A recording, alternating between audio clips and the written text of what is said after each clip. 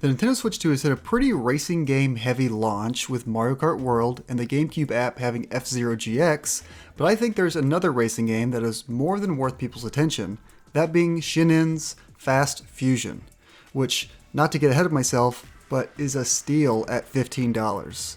Fast Fusion is the fourth game in the series and the second straight to launch alongside the console it's released on.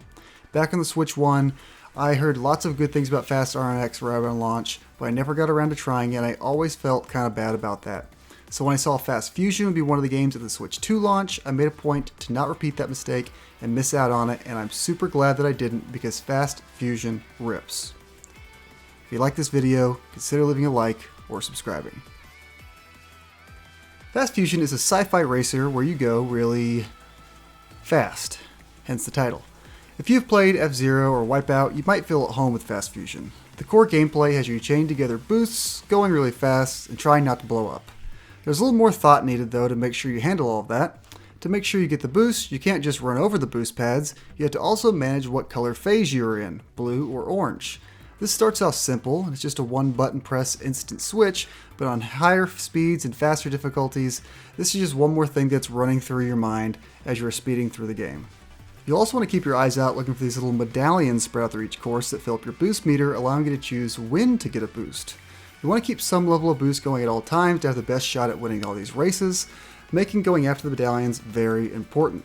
Some of them are placed in some pretty risky areas that might require you to use my favorite mechanic in the game, the jump button. Jumping is tied to your left bumper while boost is on your right bumper, and it's very important to your success to get comfortable when you need to jump to go after medallions or shortcuts, and how to combo those jumps with use of your boost meter, and make sure not to fly off the side of the map or jump into obstacles and explode, which I did a whole lot of. Using a boost and jumping across the course flying around obstacles feels incredible and makes you feel so damn cool. There are several modes in Fast Fusion, the main of which is Championship, which consists of 4 cups of 3 races each. Each of the 12 courses in the game I thought were very eye-catching and fun to learn. I also thought the range of the settings were very cool as well too. You got a spaceport with meteors crashing onto your track, and then you have a forest with these big silly log pendulums flying back and forth across the way. As you win the championship cups, you'll earn money, which allows you to buy the next cup, and so forth. Once you place in the top 3 of each cup, you'll unlock the next difficulty, which comes with an increase in speed, and then the game really gets going. If you're like me, the subsonic novice setting will probably feel pretty zippy and frantic when you first start playing, but the bump up to even the second setting really humbles you, and the last speed, you really get schmoovin' to the point where I can barely comprehend what's going on my screen. At the time of this video, I prefer the middle speed, supersonic, the best. It is definitely fast, but I can still comprehend what's coming up.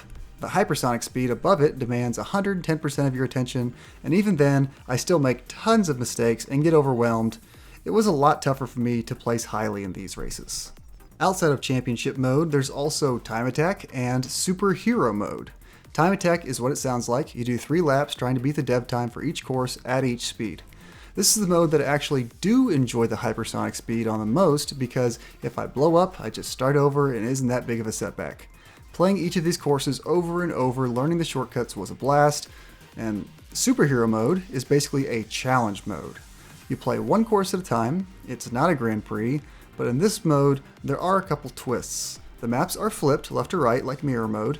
Your boost meter becomes a boost and shield meter, where you can die if it gets too low and you're hit, and jumping also drains this meter, so you have to be more strategic of when using it. And if you blow up, you lose.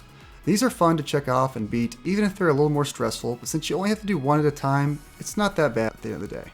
As you play through all these modes, you'll collect a nice pile of cash, allowing you to buy more ships in the shop, all with different looks and stats, and the really cool thing you can do is you can fuse any 2 ships together to get a new one, hence the Fusion subtitle of the game.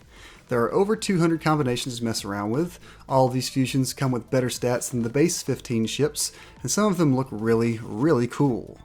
If I had to point to the slightest critique of this system though, I would say it almost feels too easy to buy the fastest ship, fuse it with a good acceleration or boost ship, and then just be set for the rest of the game. I went from a bad slow ship to what seemed like the best possible ship combination really quickly without any real pushback or sense of earning it. It's not that serious, probably more fun this way, but might have had me appreciate it more if I felt like I had to work to unlock it. The last thing you'll spend your in-game cash on is the music tracks from across the whole series. The music in this game is fantastic. Each track has its own unique song, and being able to go back and listen to music from the previous games was a neat touch.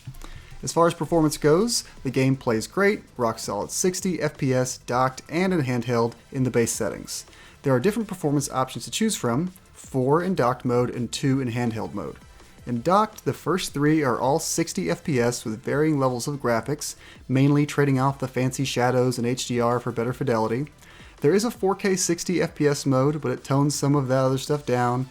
And if you want all the bells and whistles at 4K, you can play in ultra quality mode, but that is the one setting that plays at 30 FPS.